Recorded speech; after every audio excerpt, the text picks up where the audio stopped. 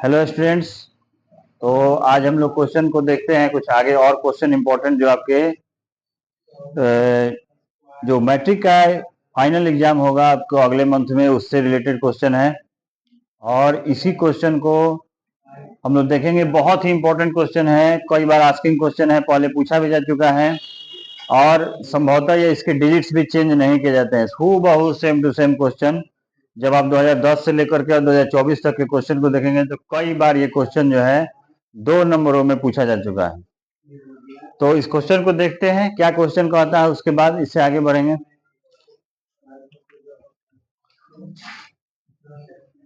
Two cubes, each volume 64 centimeter cube are joined end to end. Find the surface area of the resulting cuboid. यानी दो घनों जिनमें से प्रत्येक का आयतन 64 सेंटीमीटर है, यानी दो गो घन है जिनमें प्रत्येक का आयतन दिया है 64 सेंटीमीटर क्यूब के संलग्न फलकों को मिलाकर एक ठोस बनाया जाता है। इसमें प्राप्त घनाभ का पृष्ठीय क्षेत्रफल ज्ञात कीजिए।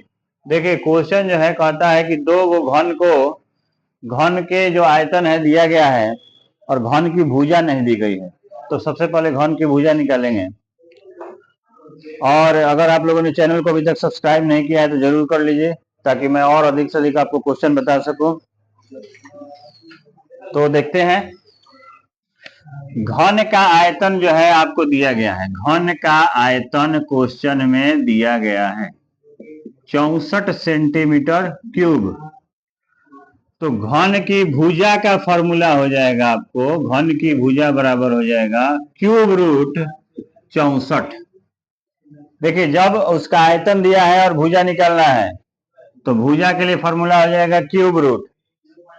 जब इसको तोड़ेंगे तो हम 2 गुने 2 गुने 2 गुने 2, यहां 3 का पेयर लगेगा।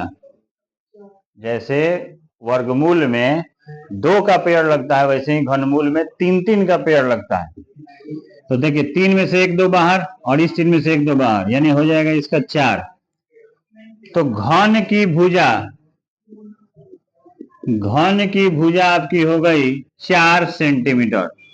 अब प्रश्न कहता है आपसे, देखिए यहां मैं इसको क्लियर करता हूं कि घनों को जोड़कर और घनाभ बनाया जा रहा है। तो मान लीजिए कि घन को पहले फिगर से समझते हैं। देखिए मान लीजिए घन है और इस घन में एक और घन जोड़े, ये 4 है और ये भी 4 है। तो घनाभ की लंबाई आपकी कितनी हो जाएगी? 4 + 4 8 सेंटीमीटर। लेकिन इसका जो ऊंचाई है और इसका जो चौड़ाई है उसमें कोई परिवर्तन नहीं होगा क्योंकि एक ही तरफ से जोड़ा जा रहा है। तो घनाभ की चौड़ाई हो जाएगी 4 सेंटीमीटर और घनाभ की ऊंचाई भी हो जाएगी 4 सेंटीमीटर। इसके बाद है घनाभ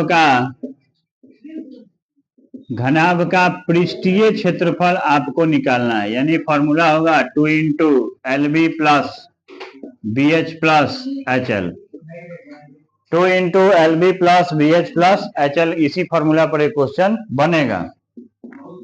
तो 2 लेंथ की जगह पर हो जाएगा 8 × 4 और ब्रेथ और ऊंचाई जो है दोनों 4 है और ये है 4 गुने और लंबाई है 8। देखिए 8 में 4 से गुना किए तो 32 हो गया, 4 में 4 से गुना किए तो 16 हो गया और 4 में 8 से किए तो 32 हो गया। यह हो गया 2, जोड़ेंगे इन दोनों को